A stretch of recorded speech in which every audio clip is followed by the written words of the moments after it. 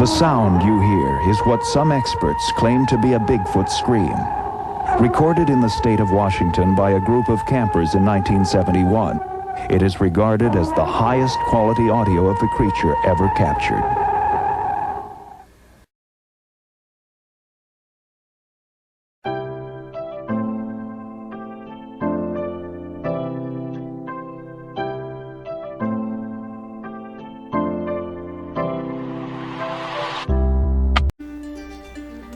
Hello!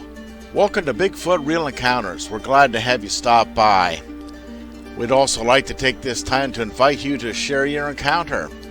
You can send your stories to the email bfrealencounters@mail.com, where we will feature your story with all of the respect that it deserves. So send your stories in, bfrealencounters@mail.com. We look forward to hearing from you and your great stories soon.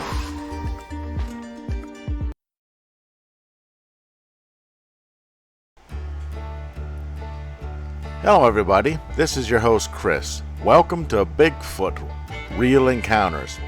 I'd like to welcome all of our new viewers and all of our returning viewers. As you can guess by the title of this channel, it is about real encounters with the Bigfoot, or Sasquatch, or Sabe, or Wendigo, or forest giants, or forest people, or Sabe, or any of those names that you have come to know these beings by. And it is dedicated to reporting real encounters, eyewitness encounters. We believe them, we take them as real. It is not for entertainment. This is for education.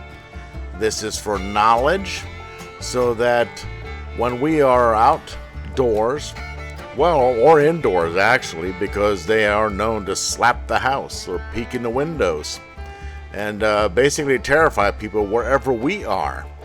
We don't have to go out where they are. They come to us. And that is why I have made this channel, to report to you and to get the word out about all these different encounters that are not getting out to people until now, until most recently, with the advent of the internet and YouTube channels dedicated to this, as well as some of the television shows concerning the subject of Bigfoot and other cryptids as well. So sit back and listen to the encounters, the eyewitness events that we're going to narrate here. And I am going to do them word for word as reported of what I come across. Word for word to the best of my ability. As far as my reading skills are concerned, I may flub up something. And but I will not use the vulgar language, the cuss words and stuff. So I'd like to start off with thank you for all the people who watch these videos. I appreciate you. Those of you who leave comments, I really appreciate the comments.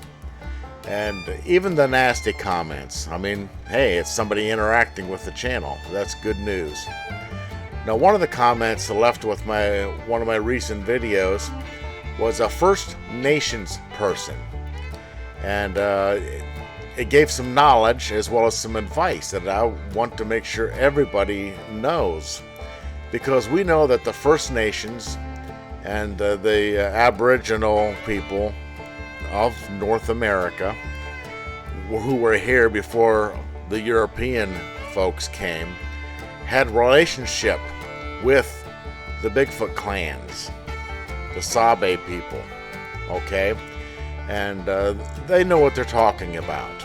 They've passed this knowledge on through their generations. And I'd just like to read this comment to you. It says, "My First Nations family and friends tell me that you never look into the eyes of a Sasquatch. Bad mojo.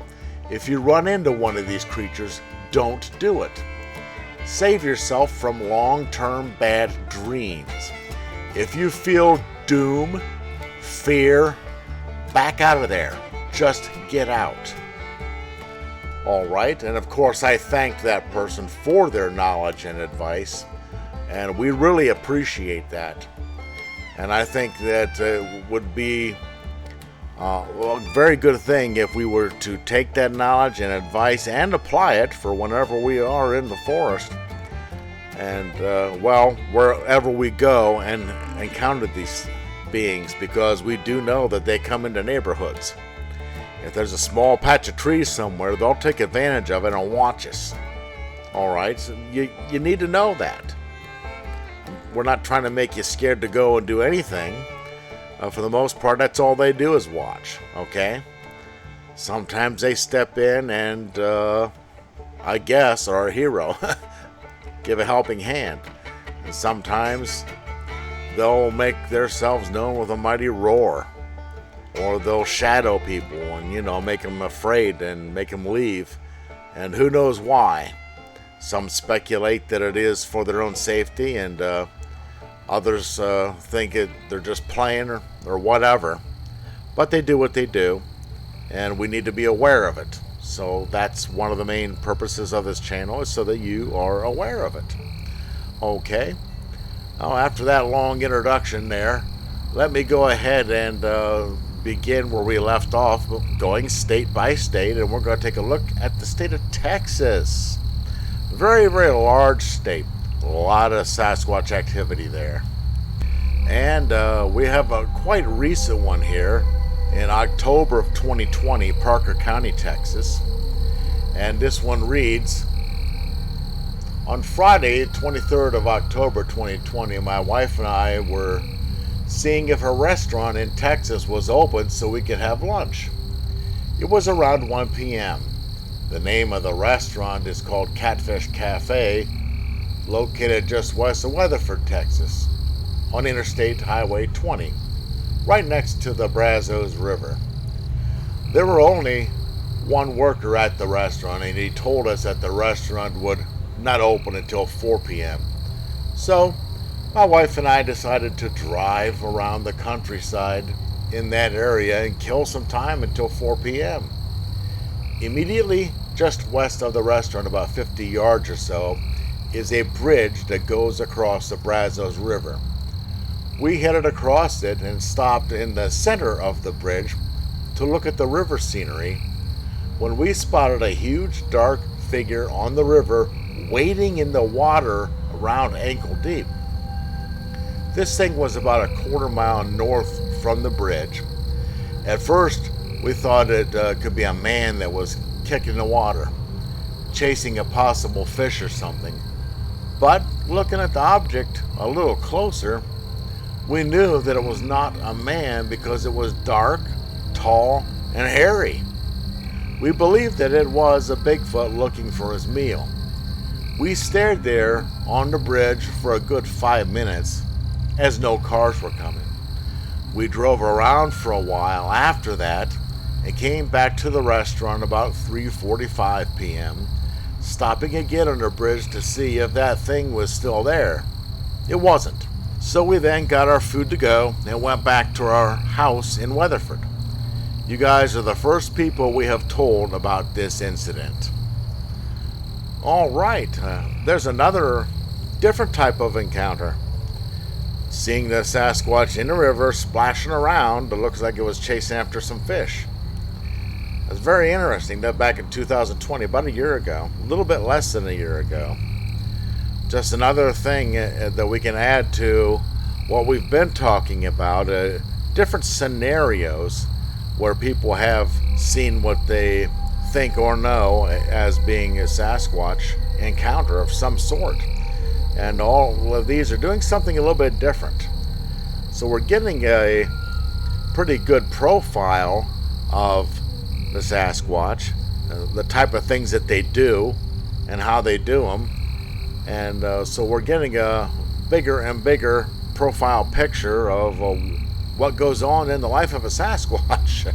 So let's take a moment here, do a little bit of channel maintenance. Like, share, subscribe. Check out the links in the description below. Also, consider the Facebook group Bigfoot Anonymous. It is a private group that you can join and share your encounters and difficulties with others who have had encounters. That's the whole purpose for it, is for people with encounters to get together and talk about them. Maybe come up with solutions for ongoing encounters, solutions for maybe bad times, bad dreams, or whatever, And of course, it is private group. Whatever is discussed on that group will stay on that group. I am not going to take any stories from that page. That's not what it's for. It will remain private. There's a capability of going into rooms and talking to others that you wish to do so. So go ahead and check out Bigfoot Anonymous Facebook. It is a private group. You have to join. You have to answer 3 basic questions, and then you'll be able to see the content of it. But anybody can find it on Facebook. All right, let's look for another encounter here. And we go to Liberty County, Texas, 1978, 1979. Looks like it was some squirrel hunters. This one reads, as a teenager from the early 70s up until 1980, I hunted this area numerous times. I had mentioned a smell to a friend which I described as somewhere between a skunk and a wet dog. My friend acknowledged that he had smelled it several times himself. We blew it off as being some type of plant or weed, but as I began smelling it more often, I could tell it was some type of animal, as opposed to a plant or weed. I began thinking that it was probably feral hogs. As I continued to get older and continued to squirrel hunt these same areas, I began to notice that every time I smelled this odor, there were no squirrels moving or any wildlife for that matter. I do not know exact dates or even the year in which these incidences occurred, but it was in the mid to late 70s. I've been reluctant to tell anyone about these incidents. 1978. The first visual experience that I had came deep in the woods from the road. I had walked about a mile down in the woods where I came upon a pin oak flat. I could see all the way through the flat to the other side, which was about 150 to 175 yards. On the other side of the flat was a stand of reset pine, all about 15 feet tall with high dead grass underneath. Immediately I noticed something laying under a pine tree across the flat. At first it looked like the area below the tree and the trunk of the tree had been burnt out. As I eased closer, it began to look like a gorilla laying under the tree. I'm a pretty stealthy person in the woods, and I told myself, I'm seeing things. But I'm going to try and get closer to this thing just to prove to myself I'm not seeing this. As I moved within 100 yards or so, I could see that I was not crazy. Its head was moving, and at this time I could tell its color was gray with a black face. The adrenaline kicked in. I checked my gun, put some trees between myself and this thing, and proceeded to try to get closer, peering around the trees every few feet to see if it was still there. I got to within 50 to 75 yards and peered around the tree, and it was gone. The floor of the pin oak flat was dry with a lot of crunchy leaves and twigs. I knew I was going to scare it off before I could get as close as I liked. After I noticed that it was gone, I sat down in the flat for about an hour and did not see any wildlife at all. I then got up and went over to the area where I had seen it and was hit with that smell. And the grass was mashed down underneath the pine. At first, I don't think that it knew I was there because it was moving its head and acting unconcerned. As I tried to sneak up on it, though, it definitely sensed my presence or heard me crunch a twig. I know it never visually made me out, but I kept trees between myself and it the whole time. 1979. It had rained sometime between 3 a.m. and when I had set out to go squirrel hunting. It was very foggy and misty on this morning, and the woods were damp and very quiet. I came up on a large thicket and sat down against a tree at the edge of the thicket. I instantly started to smell something. As it got lighter, light enough to shoot, I could hear something in the thicket. Also, I noticed there were no squirrels moving. I thought there were some hogs in the thicket. I sat in this spot longer than I normally would sit somewhere without seeing anything, because of the sounds I heard coming from the thicket. About mid-morning, I was hearing something sniffing the air and making low, deep, grunting sounds. This was no hog.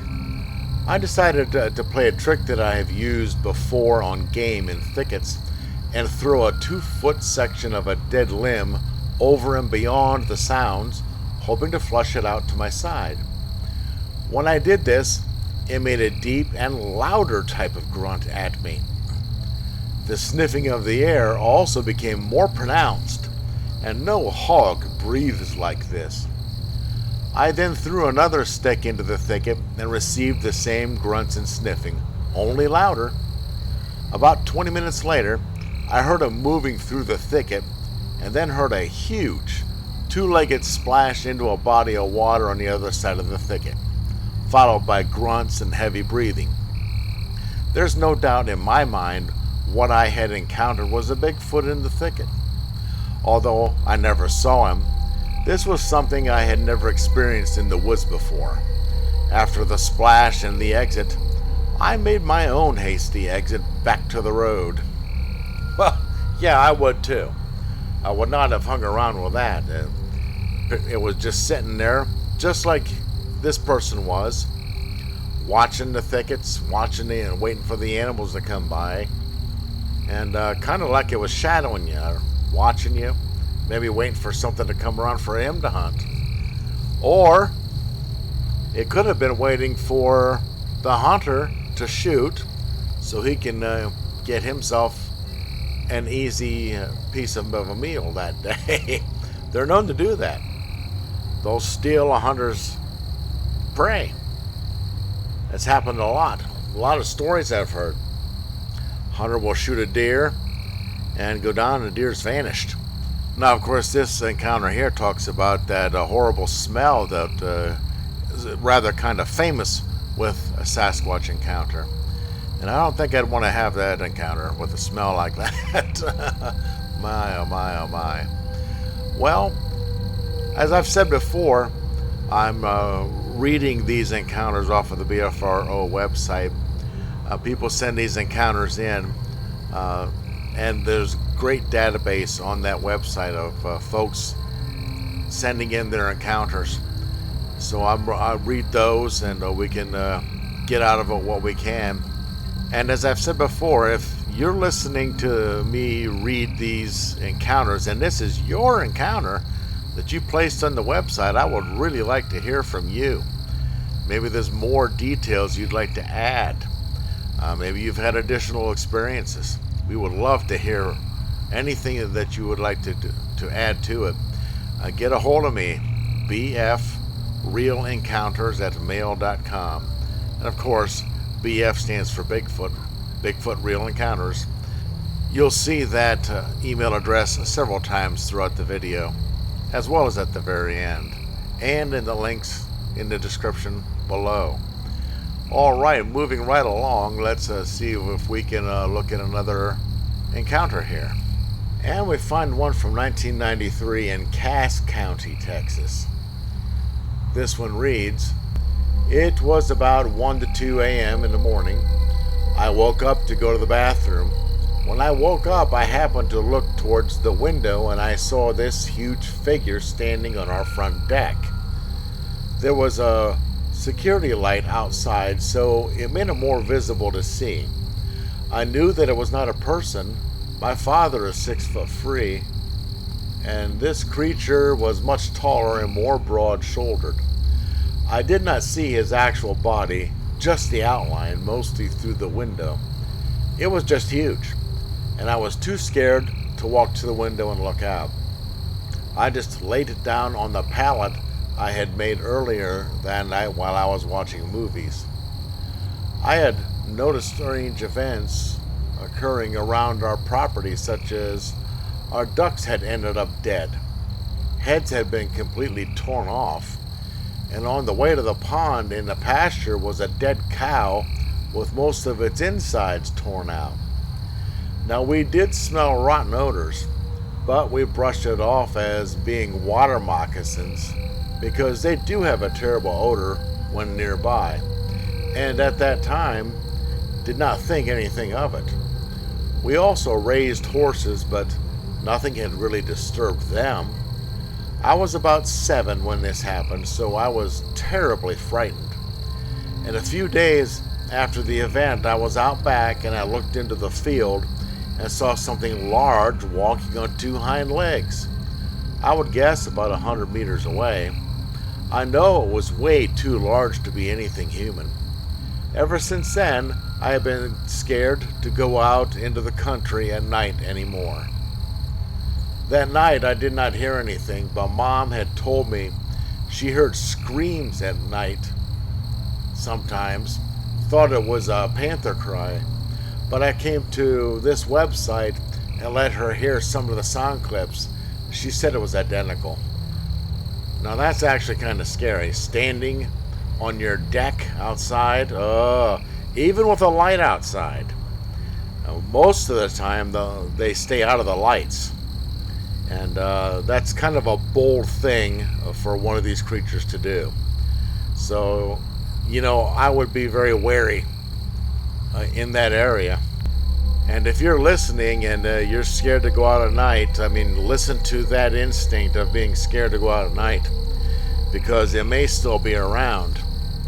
Okay, I noticed that you put down in here that your mom has heard the sounds like those clips recently. So, yeah, watch your back and watch the tree line to see what might be watching you. Seriously.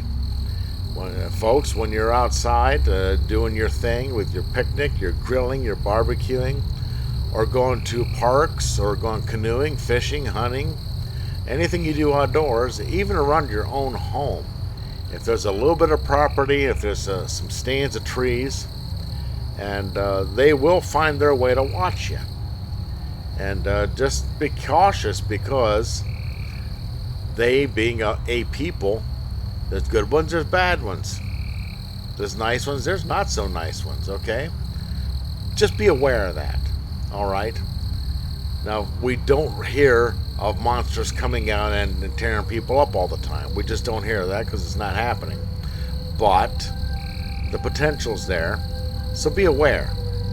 That's why I put the channel up. I want you to be aware. I want you to know that they're there and to watch for signs of them. And if you start getting that feeling, notice the smell or the ambient sounds go away, just get cautious. Gather your family, your friends, and say, let's go somewhere else. Don't take the chance.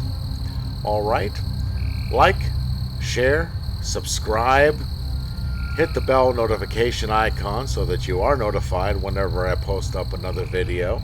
Check out the links in the description below, and consider joining Bigfoot Anonymous, the private group on Facebook, to discuss your concerns and your encounters. Maybe get some help. We'll see you in the next one. Once again, another great story. Thanks for tuning in. Please share your encounter. Email us, bfrealencounters@mail.com. Your story is very important. We will treat it with the respect that it deserves. Also, be sure to smash the like button, share, and subscribe. Thanks once again. We look forward to hearing from you soon. Watch out for our next video. Maybe we'll feature yours. Have a great day.